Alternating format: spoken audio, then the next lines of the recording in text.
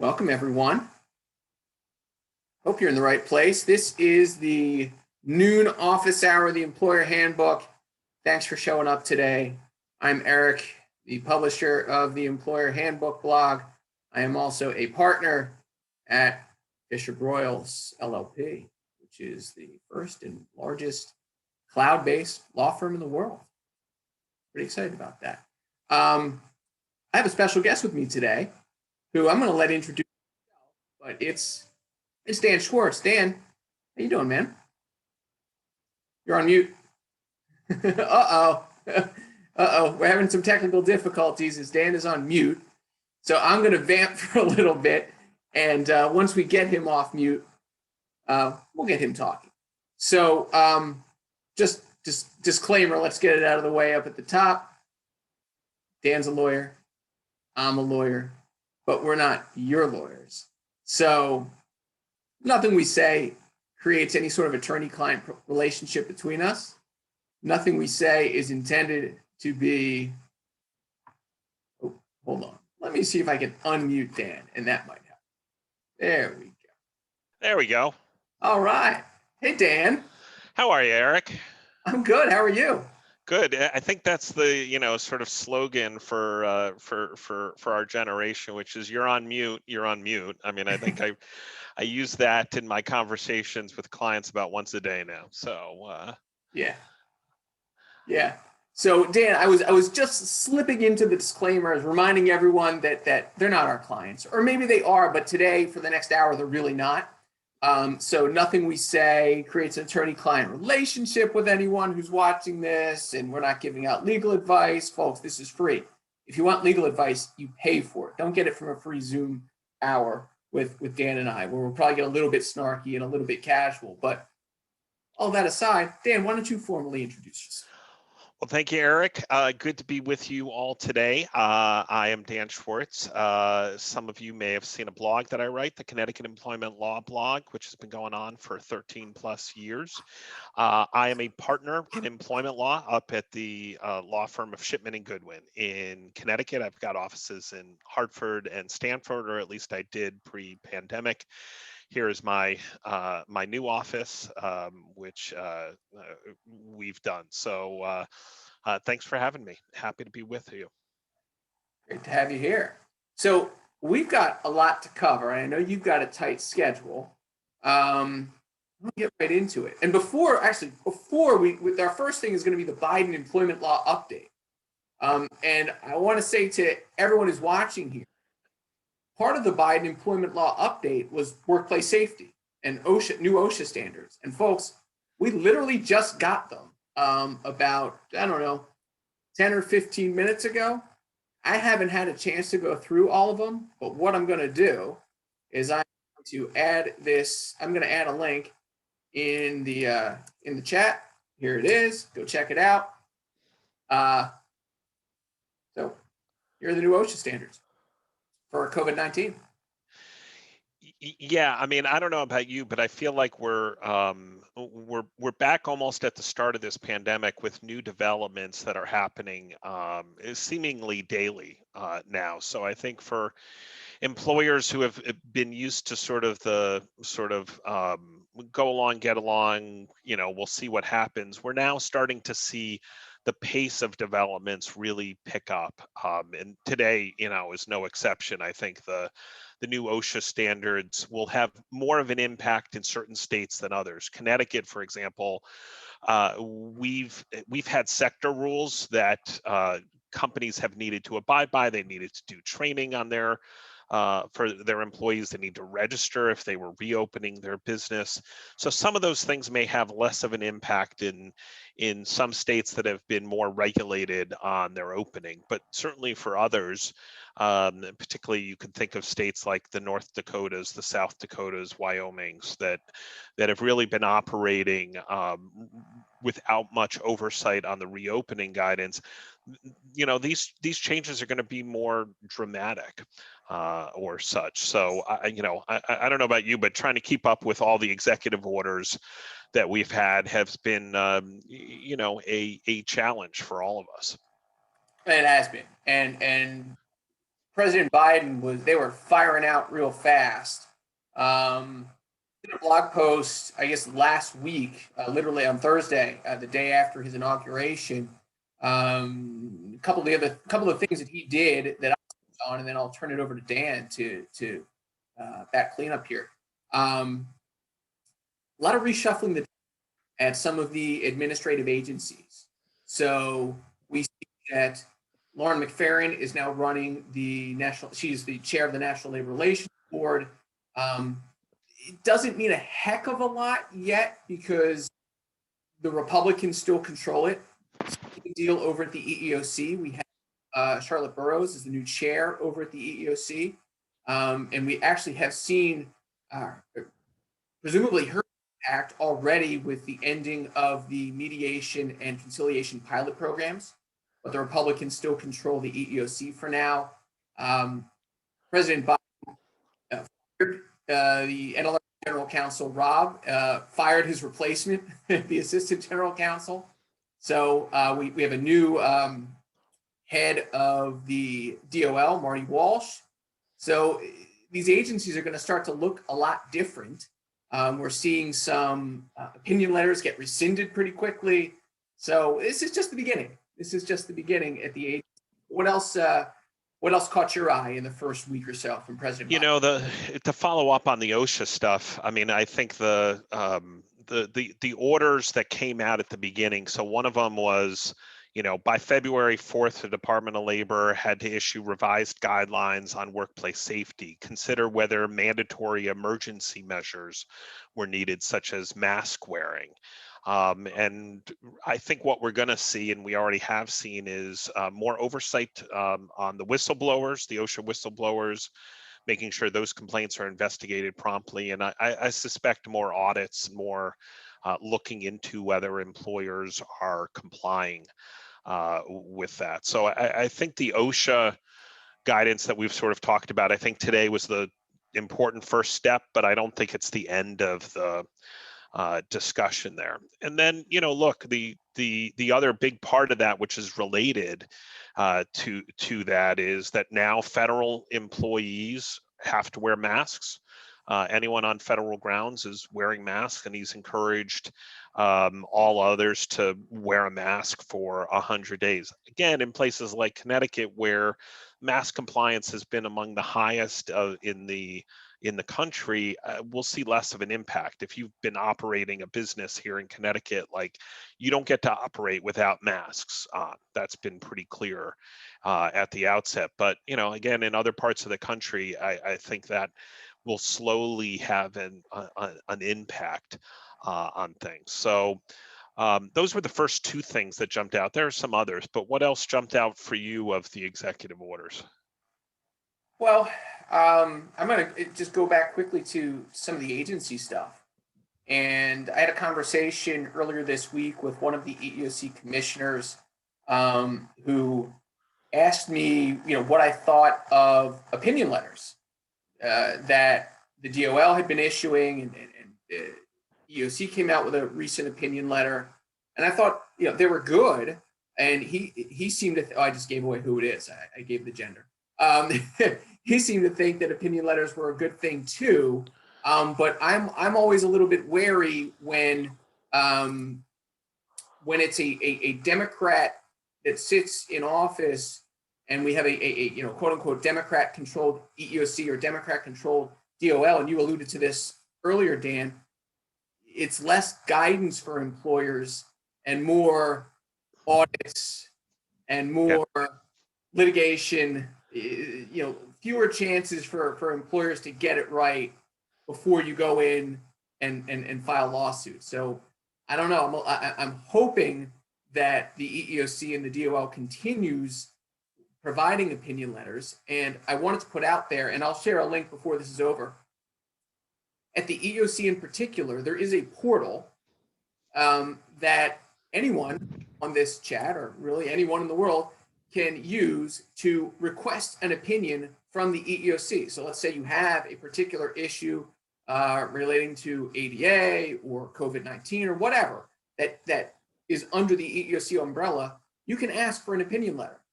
they're not going to show up the next day at your workplace and haul you into court. That's not what it's about. But if you want an opinion from the EEOC, you can certainly request it. I think that's a good tool as well.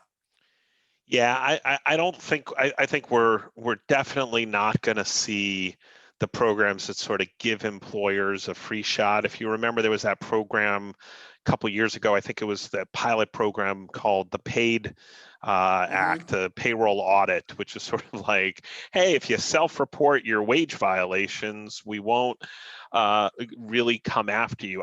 We're not going to see that. I think particularly with the focus on renewed focus on independent contractors and the misclassification of the administrative professional and executive classifications, exempt versus not exempt.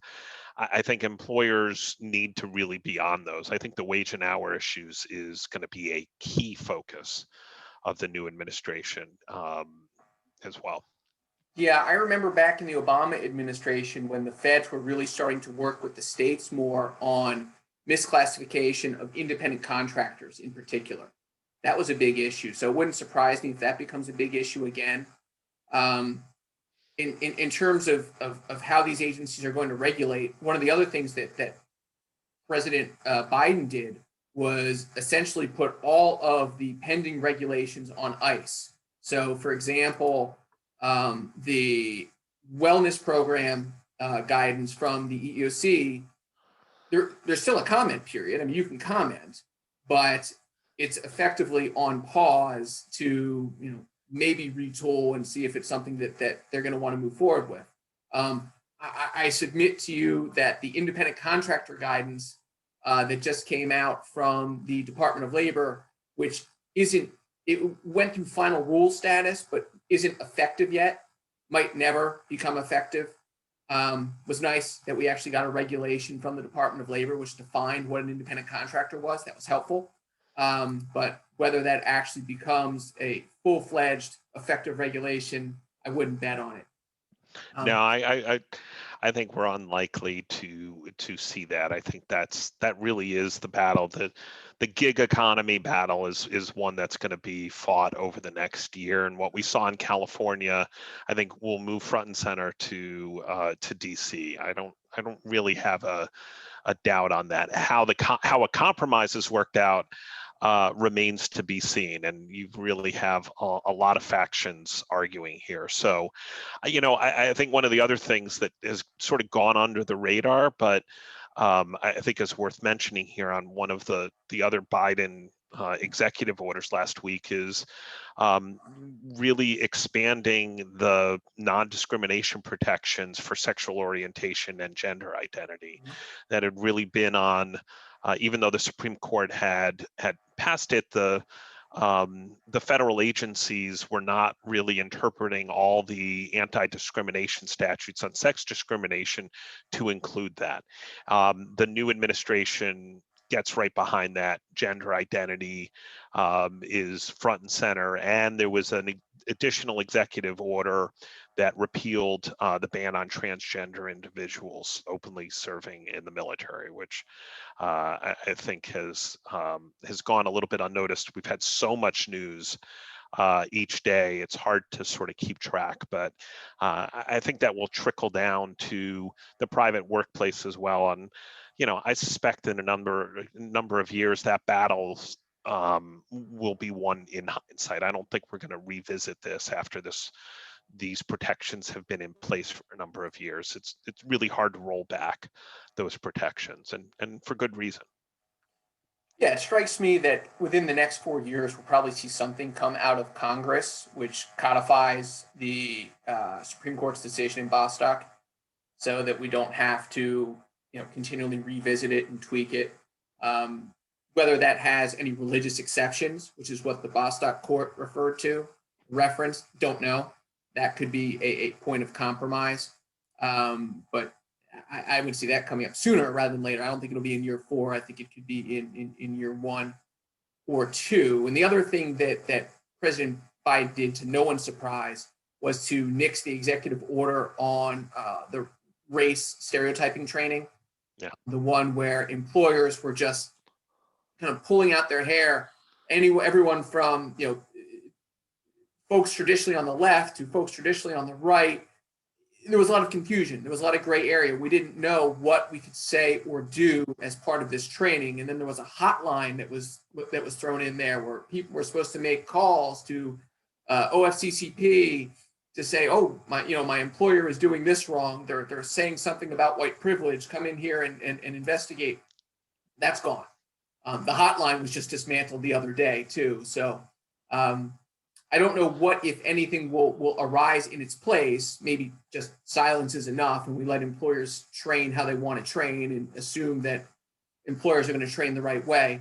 But suffice it to say that old executive order, well, not that old, but that executive order from the Trump administration is gone. Yeah, I mean, that's one of those, again, like you said, goes under the radar. I think one of the other things that isn't an order per se, but I think is something that will impact employers, it goes back to the agency discussion. Not only is there a change in the leadership, it's going to be a change in the enforcement and also in the pace of things.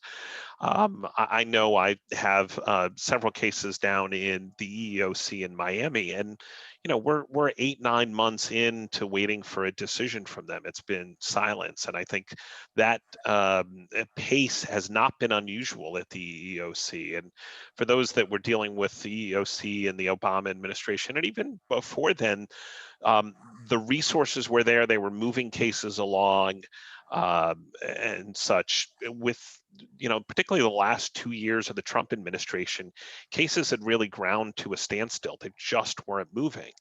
That is, so I think we're likely to see a pace on that. To balance that off, though, our courts are so far behind on everything that I wonder whether we'll see just continued efforts to try to resolve matters because people realize they're never going to see a day in court for 2-3 years on these cases. So it's an interesting time right now. There are a lot of competing factors that are coming in, but I think more action, quicker action from the agencies. I think they're going to staff up quickly is something to anticipate, particularly in the third and fourth quarters of 2021. Right. And for those of you unlucky souls who work at employers that are dealing with EEOC charges, I would submit to you that 2021 could become a busy year for you, because in 2020, there was a standing practice at the EEOC that notices of right to sue, which is what you need in order to get from the EEOC to federal court. They weren't being issued except upon request. And then the EEOC changed that. So there were a flood of notices of right to sue that were sent out late August, early September, which means you got 90 days from receipt in which to sue. We're talking about end of December, now January. So it's going to start to pick up. Now, people aren't going to get to trial. These cases aren't going to get tried. And I agree with you, Dan, until 2022, 2023, maybe 2024 in some places. But I think the volume of litigation is going to pick up, especially as hopefully as we get vaccinated, herd immunity, whatever, these precautions go down, we'll get back to some level of normalcy, but then we have this backlog that's just going to make that much more litigation for us in 2021. Yeah, I mean, this is a little off of what we had planned to talk about, but I note this, which is, at least in Connecticut, when you look at the stats, our sex harassment complaints are down significantly. Now, part of that is there was a peak 2 or 3 years ago with the Me Too movement, a lot of visibility. But remember, we haven't had in-person work at a lot of places in any significant way for 10 or 11 months. You're not having holiday parties where people are getting inebriated. You don't have conferences where people are seeing each other in social settings. When those pick up, are we going to turn into sort of a roaring 20s where people are just so pent up that they're going to have parties, they're going to be traveling in excess? I don't know. I think that's just something for HR to really be mindful of as these vaccines kick in. There's a lot of pent up demand, and I suspect the sex harassment cases are going to follow behind. And I wouldn't be lulled in by this sort of sense that things are a little bit quieter now. Yeah, I'm losing track of time. That's what quarantine does to me. But I guess it was 2018 really when all the Me Too training was really big. Now some states require annual training, but I suspect that as we loosen the restrictions, the in-person restrictions in 2021, in addition to updating handbooks to take into account all of these recent legal changes, and we're just talking about the federal level. I'm sure there are plenty at the state level. Training is going to be something that will become pretty important come maybe Q3, Q4 of 2021, Yeah. if not sooner. Yeah, it's interesting. I mean, I think it's this pandemic does strange things on time, on our interactions. I mean, a year ago at this time, no one was using Zoom, to this extent, and now we're all mostly experts on it.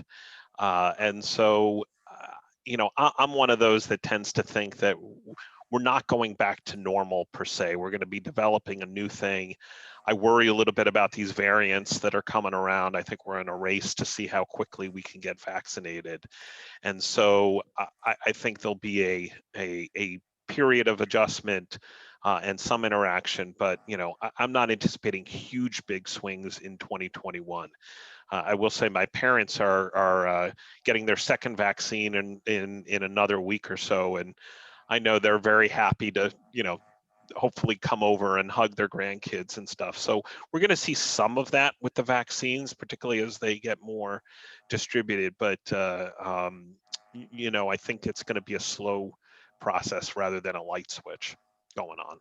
Hey Dan, we've got a question, and for folks who want to ask questions, let's do a reset here. I'm Eric. That's Dan. Thanks for coming in. We have everyone on mute. Everyone's video is off, but if you want to ask questions, please do use the chat feature. And I saw a question pop up from Jonathan, who mentioned the EEOC's wellness program, or said that I mentioned the EEOC's wellness program, which I did. And here's the big question that I think most folks are debating: is anything we should think about as related to offering vaccine incentives in conjunction with a wellness program? Yeah. So, Dan, you just spoke about vaccines the other day. What do you think about employers providing incentives to get vaccinated? Yeah, no, it's a great question, and I just gave a presentation to a construction trade group yesterday. I've got another one. Put in a plug. February 8th, my firm, Shipman and Goodwin, we're doing a whole program on vaccines on a cross-disciplinary basis, noon on February 8th, and it's free. You're welcome to attend. But I'll give you a sneak preview what I'd say on this issue, which is I think where people are coming out on the incentives is time off, giving people paid time off to get a vaccine, particularly if you're not mandating it. Great idea. And I don't see any issue on that front. Once you start paying people, you have ERISA concerns. Is this a benefit plan that you need to be considering it? And I'm hearing from my employee benefits people that you may inadvertently be backing yourself into a benefit plan when you're starting to offer it as a benefit. I think the EEOC regulations talk about incentives being a little bit more de minimis and those prohibitions. I think I think they said a water bottle and a gift card of, I forget the exact term, but like, a small value gift card. Yeah.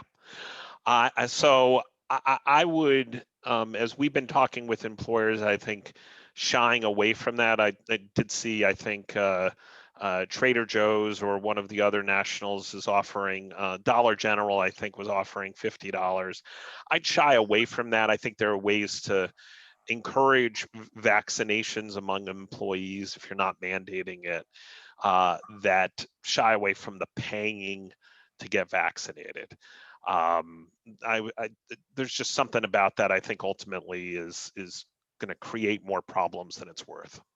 How about providing time off to recover from the vaccination itself? So if you have an adverse, reaction to it, nothing major, but sore arm, or you're just feeling a little under the weather, how about a day off the next day? You see any problem with that?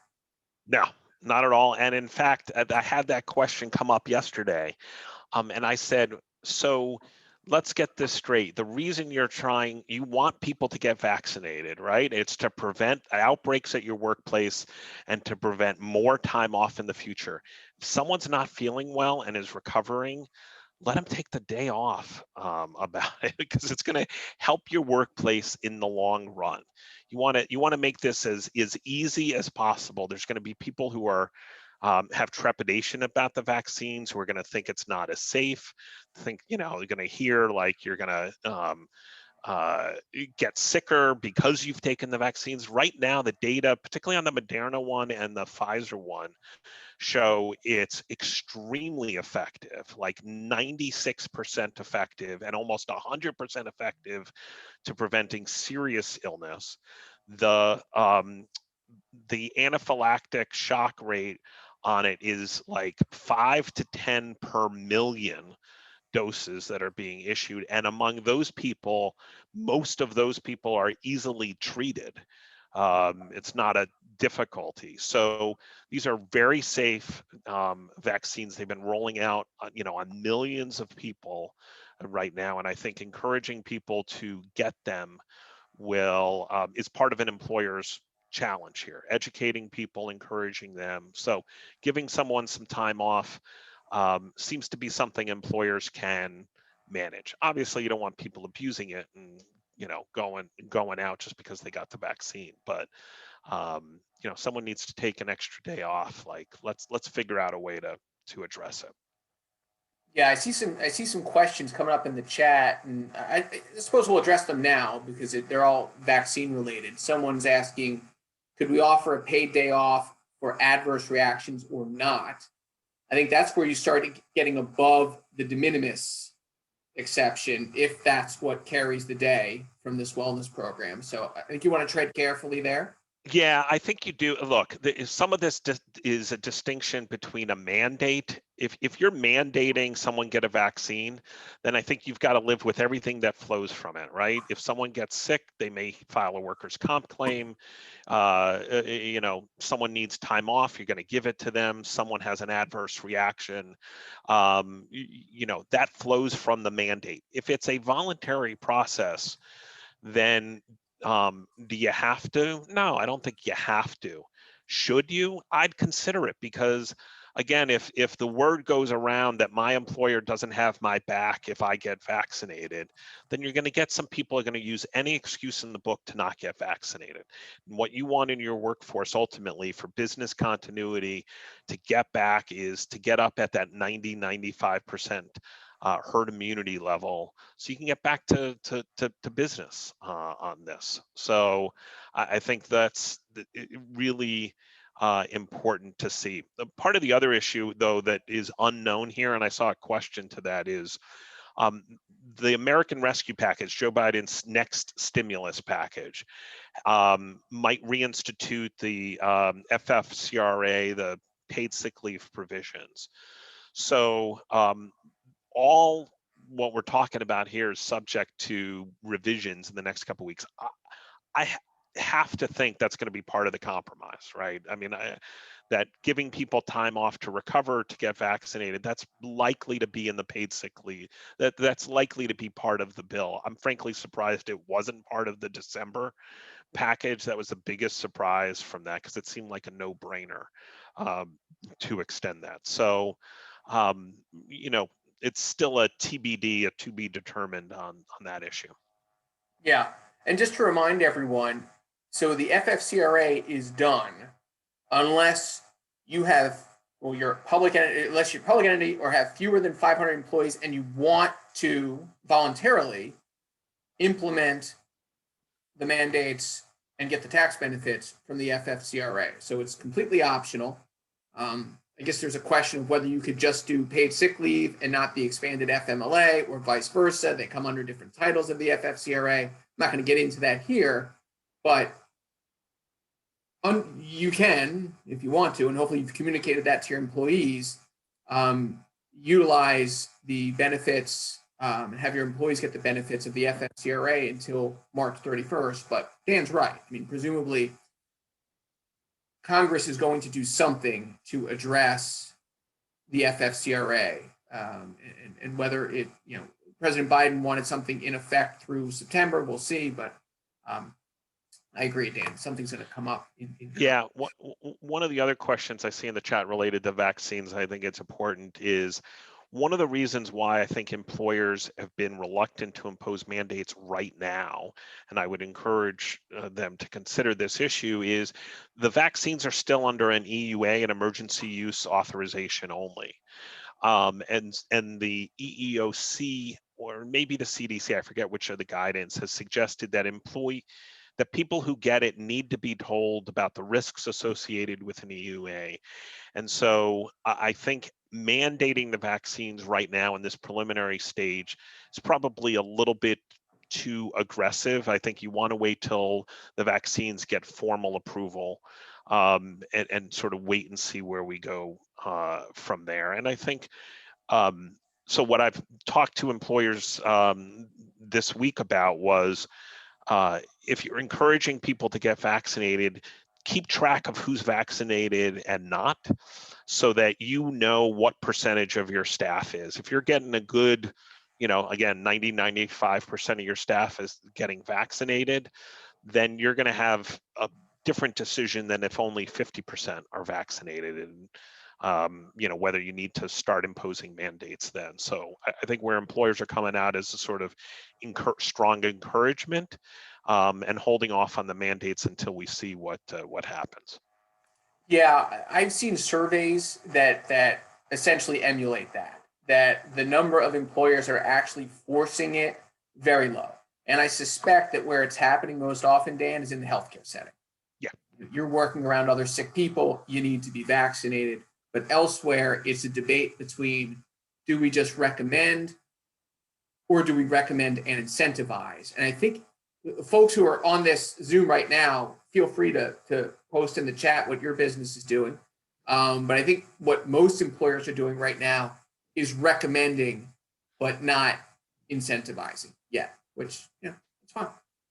Yeah, I think that's fine. I think, again, the availability is still pretty limited right now, so it's hard to push too hard in some sectors on things. As that opens up, and different states are different, are really treating this differently. I saw a friend out in Seattle that they were just opening up to anyone. You get in a line and you can get vaccinated, and so he was standing in line at 1 a.m. in the morning, which is kind of crazy. Connecticut's a very organized rollout. We're top 3 in the nation in terms of people percentage that we vaccinated, but you're waiting in line. Right now it's 75 and older. In phase B, we're going to open it up to 65 to 74, probably as early as next week, and then go from there. So this haphazard approach does make it difficult for employers, particularly in multi-jurisdictional ones, who are trying to have a common approach. Like it's all things to everyone.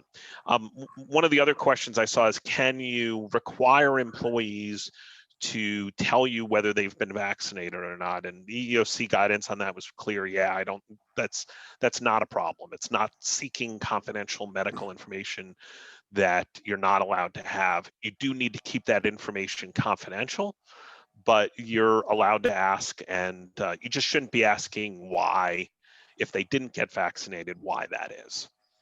Yeah, that's a great point. And that's where the EOC gets its, the little bug, is when you get into medical examinations and you start asking people about any underlying health condition. Now all of a sudden you're invoking the ADA. I mean, literally, anytime you go to get a vaccination where you have to fill out that form in advance, if that's done through the workplace, that invokes the ADA, because that's a medical examination, providing medical information.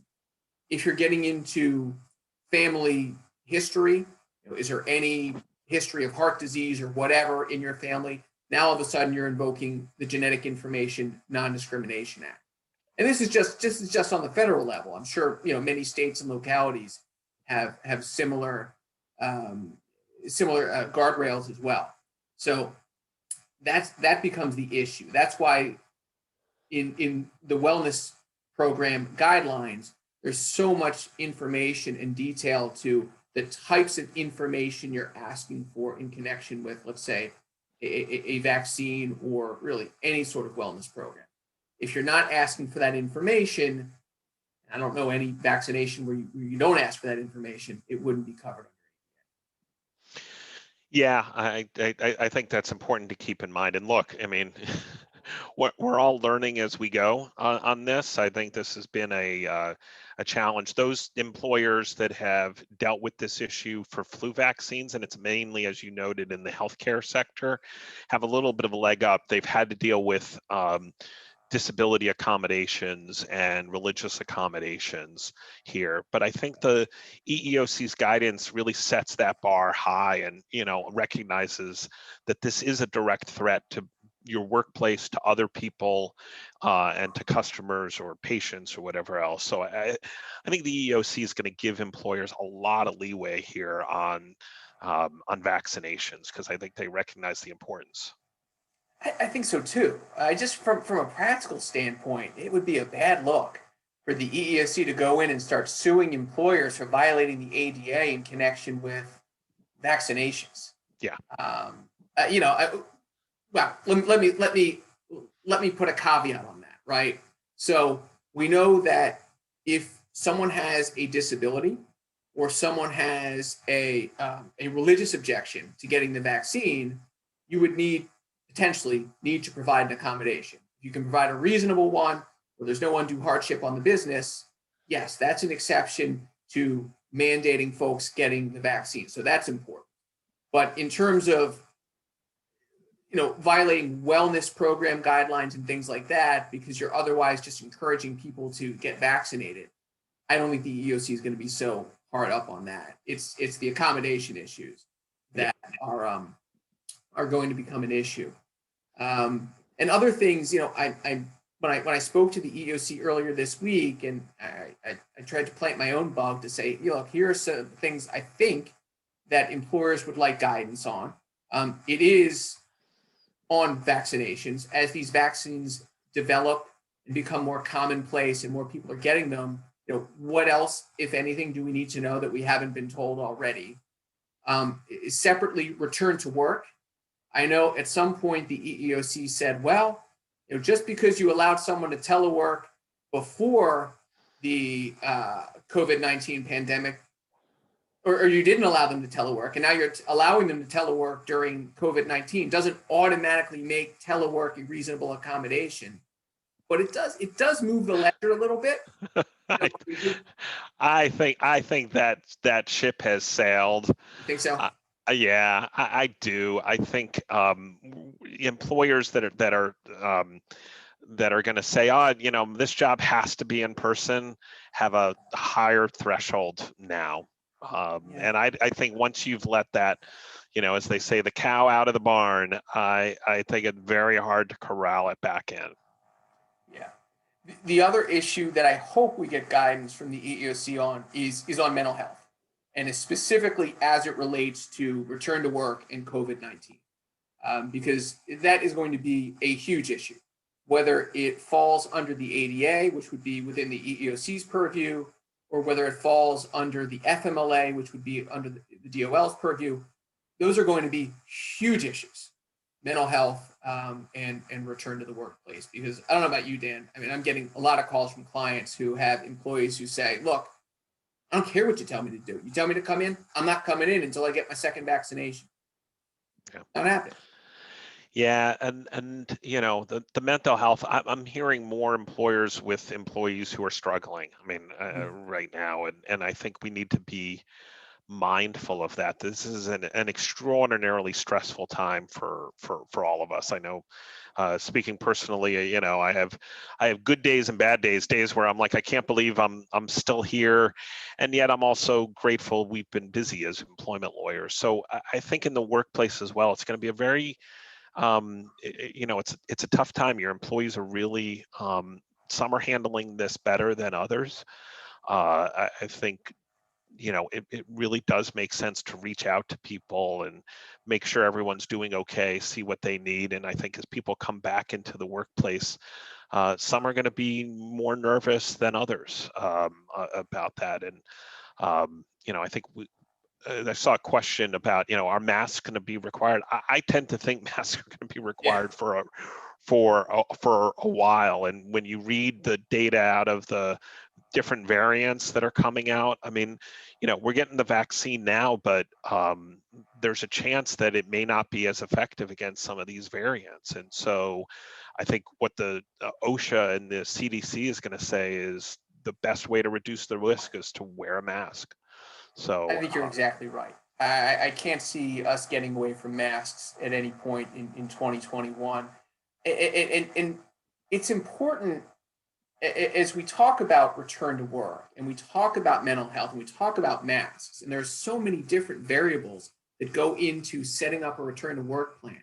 And hopefully this doesn't sound like too much of a plug, because go to your lawyer. You don't have to come to us, but you need to have a return to work plan.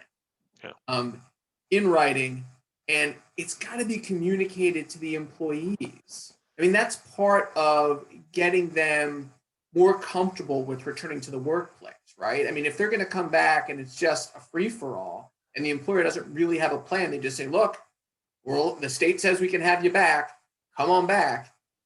People are going to be nervous about it if they don't know what the employer is going to do to mitigate risk. Are they going to have a special configuration in the workplace? Are they going to enforce social distancing? Are people going to be required to wear masks? What is the landlord doing? What happens if there's an outbreak? These are things that employees want to know the answer to. So for employers that haven't, hopefully at least thought about it, but who haven't put into place a return to work plan, it can always be tweaked, but it's important to have one. Yeah, I think it's becoming clearer in this that, again, go back to my light switch. We're not going to have a moment in 2021 where you just turn the lights on, everyone comes back, and we all have a big party, and yeah, it's over. This is going to be a gradual process. We're going to have backsliding. We're going to have different waves. As much as I'm hopeful we're getting through one wave right now, the numbers in Connecticut have been trending positive the last couple of weeks, but everything from the CDC is saying watch March, watch these new variants. So I think we all just need to be vigilant. We need to be patient. We need to be very flexible as well. And don't be afraid to you go down one path and you realize you got to change course. We've all realized that during this. So I think that's something else we'll see. Yeah, to be somewhat casual about this, a little bit flip. The lawyers are about as expert on this as HR is, as pretty much anyone is. I mean, this is really new to all of us. CDC's changing guidance constantly. States, localities, we see new executive orders. So there's going to be a lot of change, and don't be bashful about pivoting and updating your programs. We got about 15 minutes left. And Dan, you also did a recent presentation on employee free speech. And there's been, if you, like me, I have Google alerts for all the folks that get fired for doing dumb stuff online. And it seems like, I guess, over the past week or two, well, I still get a lot of that, but I'm starting to see more and more people who were in Washington, D.C. on the 6th getting fired. Someone's actually filed a lawsuit in California, someone who got fired. I'm not going to spend any more time on that one. But Dan, is there anything that employers need to know about, I'll just call it generally, free speech and social media that they don't otherwise already know? Is there anything new? Yeah, I mean, there isn't a lot new in the area. Where we're seeing is renewed areas of focus. So, Connecticut is one of the few states that actually applies the First Amendment to private workplaces. So, we normally say the general rule is the First Amendment doesn't apply to the private workplace. And I think that is the good general rule, but not in Connecticut.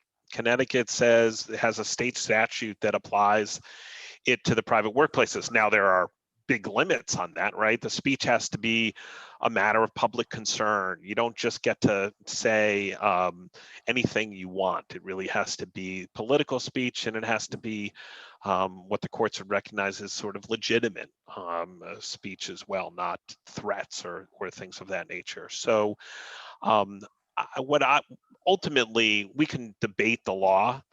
I think where employers need to understand is every action may have an opposite reaction, and to not overreact to each and everything that you see or hear.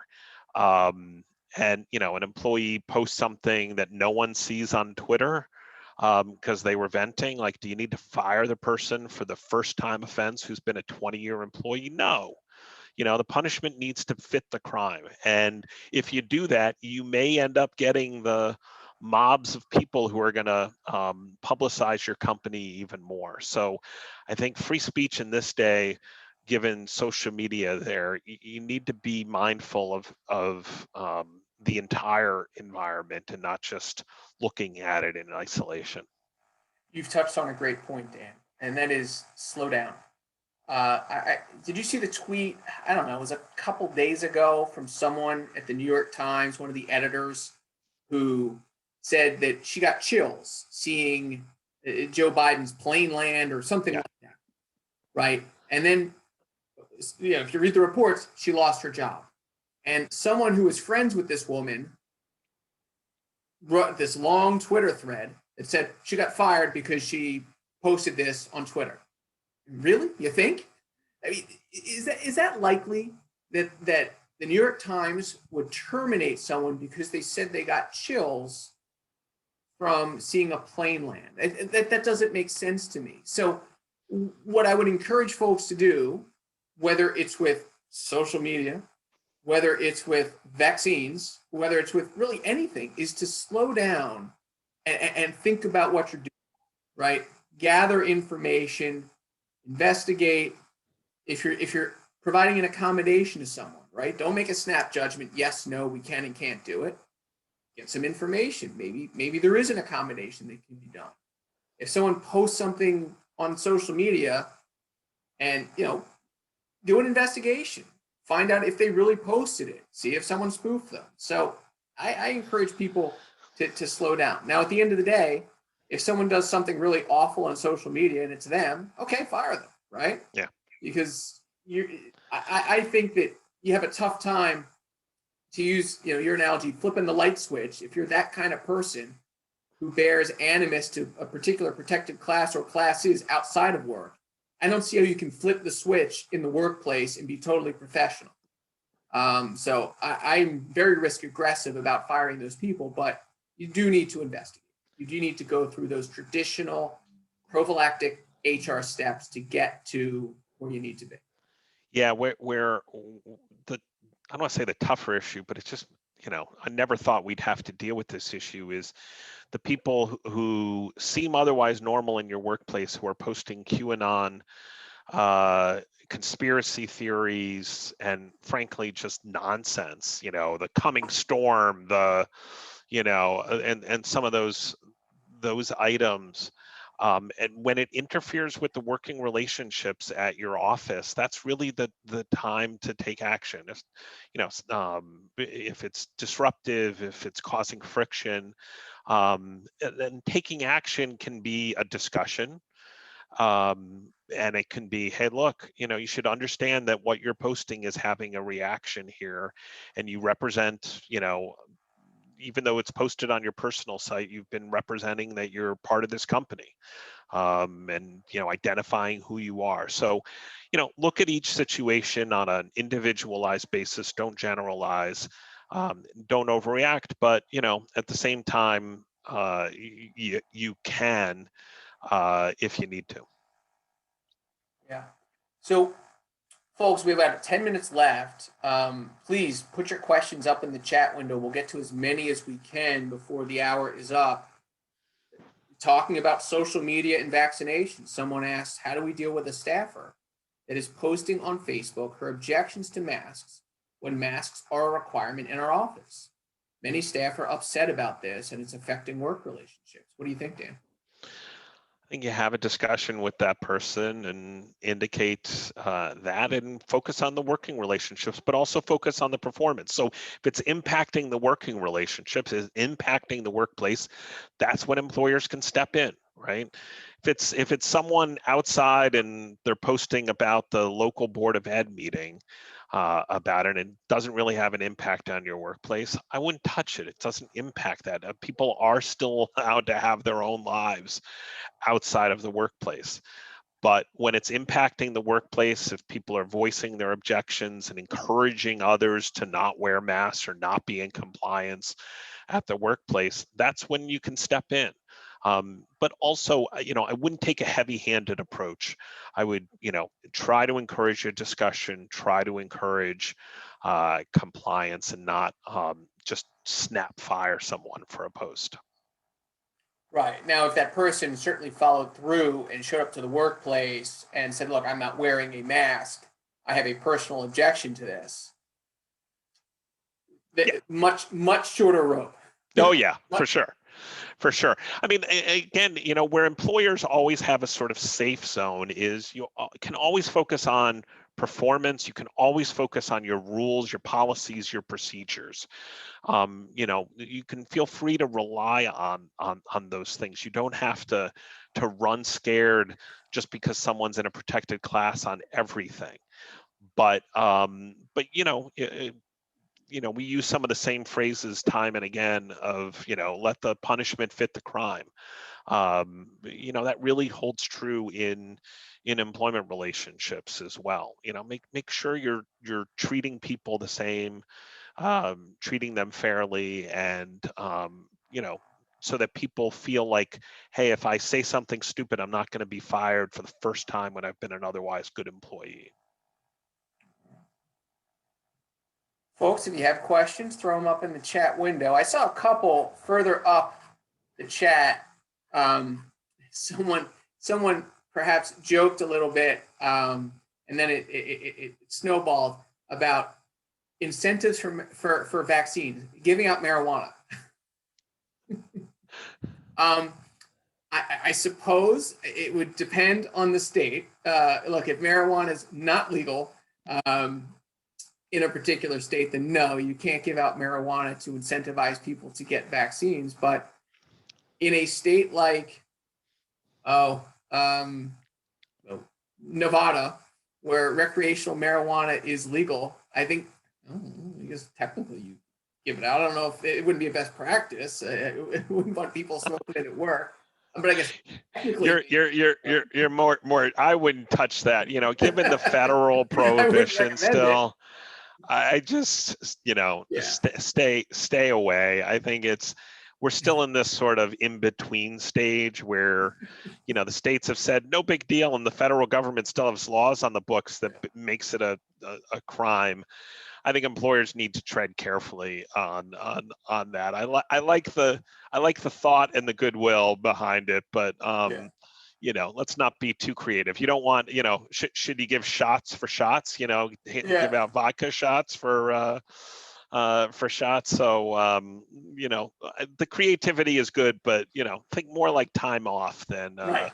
I agree. than that. And just so folks are clear, I don't know of any employer that's actually doing this. The stories that were hitting the news were marijuana dispensaries that are doing this for random people who show up at the dispensary and show proof that they've been vaccinated. They get a joint or something like that. So I don't know of any employers that are doing this. I don't know that anyone on this Zoom wants to be the one to start the trend, but be careful if you do. Let's see some other questions that we're getting. Here's a question. Someone asked, what about any employees who attended the Capitol protests on the 6th. Do employers have a right to discipline or terminate employees who participated? Knowing people have a First Amendment right to protest, this doesn't apply to violent or criminal acts. Where do employers draw the line? So I guess let's just take it out of the context of January 6th. Let's take it to really anything that an employer finds opprobrious, that they find hateful, that they find detestable. Someone shows up, they know that one of their employees is there. Where can is there a line that an employer has to draw, or can they just say, look, you're fired? I think there are many states that protect off-duty conduct. And in different areas like Connecticut, says employers can't prohibit, can't fire someone for smoking outside the workplace. Right. Like that's one of those like strange things. You're like, really? We protect smoking about it. So I think one, you really need to be cautious of your state. Two, you need to be aware of the First Amendment rights that do exist for some employers, the federal ones, the ones that are in states like Connecticut that have it covered. And then, again, are you in an at-will state where you can fire someone? Yeah, I mean, there isn't, we've always said if someone has red hair and you don't want to hire someone with red hair, the law hasn't. I mean, there's some exceptions and general rules and all of that, but except for Montana, you're all good. yes, but it's the employers have flexibility, and if you don't want employees working for you that don't share a common set of beliefs with you, for example, if you say, you know what, we want employees that believe in mask wearing and in compliance and good health practices, like, yeah, you can do that, but just understand where are the limits and how do you define what your rule is going to be. One last question, and then we'll close it out with some plugs and thank yous. Someone wants us to look into our crystal ball and predict some legislation in Congress in this new term. Any thoughts on the status of the Protecting the Right to Organize Act or the Pregnancy Workers Fairness Act? So the Pregnancy Workers Fairness Act would basically model pregnancy accommodations after the ADA. I think that's a shoo-in if that gets put back up for vote. It had bipartisan support. The chamber supported it. It basically gave a clear roadmap, or a clearer roadmap, to accommodating. Protecting the Right to Organize Act, not a chance. Not going to happen. I know we're 50-50 in the Senate, but you're going to get, folks, even on the Democrat side, who are from states that are traditionally a little bit more conservative.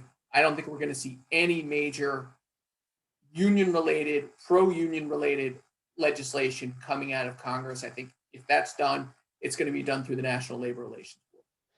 Yeah, I think so. I think minimum wage increase is pretty much a given. I mean, we're at $7.25 for the federal government, which is almost offensive to suggest people can live on that at this stage. So I think we're likely to see that over a period of years. Do we get to 15? I'm not sure about that, particularly with the southern states. But Connecticut, we're going up to 15, and those costs are being passed through, and McDonald's isn't closing. So yeah.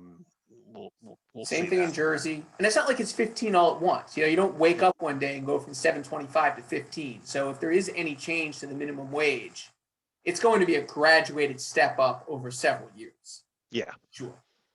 Yeah, for sure. Yeah. So, and I wonder whether we'll see those overtime regs, which were supposed to go into an effect at the Obama that got reneged, when Trump came in, whether we'll see that revisited in a couple of years. So, I think it's we're living in, as they say, exciting times. Got to be flexible.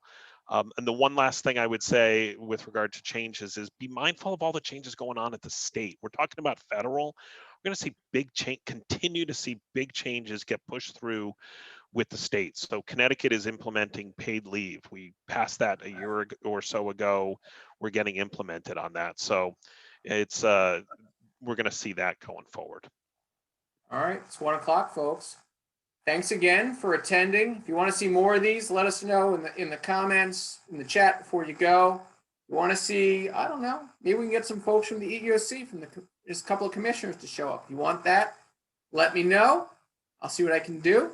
I want to thank Dan Schwartz. Dan, anything you want to plug? I know you mentioned you had a presentation you're doing next week. Anything else? Yeah, presentation. Come check out CT Employment Law blog. We're happy to have you look. That's of course this, everyone's second favorite blog after the Employer Handbook blog that Eric writes.